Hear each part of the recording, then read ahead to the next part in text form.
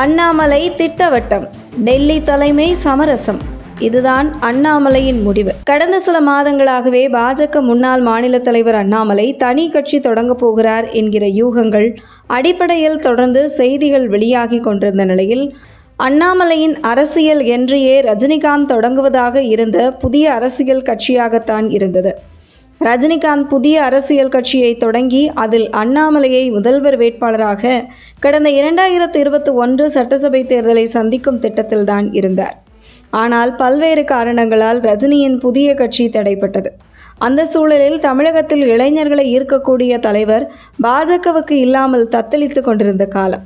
பிரதமர் மோடி மற்றும் மத்திய உள்துறை அமைச்சர் அமித்ஷா ஆகியோரால் ஈர்க்கப்பட்டு தமிழக பாஜகவிற்கு அழைத்து வரப்பட்ட அண்ணாமலை மிக குறுகிய காலத்தில் பாஜக மாநில தலைவராக பொறுப்பேற்றுக் கொண்டார்.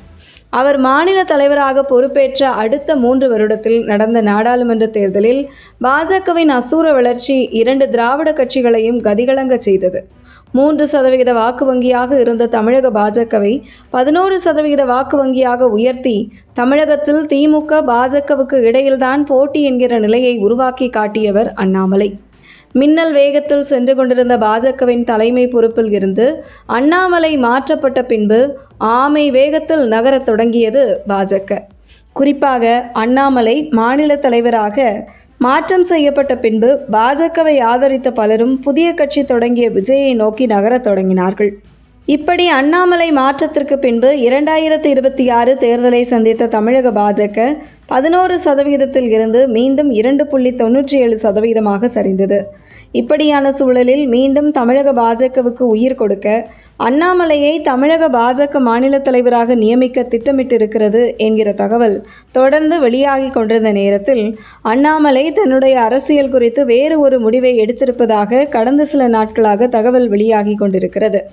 அதாவது, இதற்கு முன்பு 11% வாக்கு வங்கியாக இருந்த தமிழக பாஜக 2.97% சரிந்திருக்கிறது.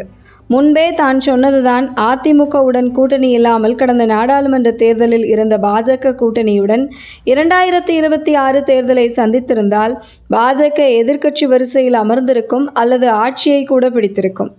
ஆனால் தற்பொழுது ஒரே ஒரு சட்டமன்ற உறுப்பினருடன் உள்ளது பாஜக. இப்படியான சூழலில்தான் மீண்டும் பாஜக மாநில தலைவராக பொறுப்பேற்றால் தனக்கு முழு சுதந்திரம் வேண்டும்.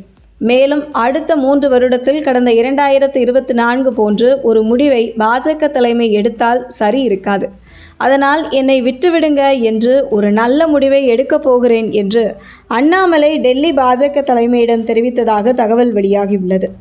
இப்படியான சூழலில் டெல்லி பாஜக தலைமை தொடர்ந்து அண்ணாமலையை கன்வின்ஸ் செய்து வருவதாகவும், இருந்தாலும் தன்னுடைய நிலைப்பாடு என்ன என்பதை திட்டவட்டமாக டெல்லி தலைமையிடம் அண்ணாமலை தெரிவித்து விட்டதால் அடுத்தடுத்து அண்ணாமலை கன்வின்ஸ் ஆகுவாரா அல்லது திட்டமிட்டபடி ஏதாவது ஒரு அறிவிப்பை வெளியிடுவாரா என்கிற மிகப்பெரிய பரபரப்பு தமிழக அரசியலில் நீடித்து வருகிறது.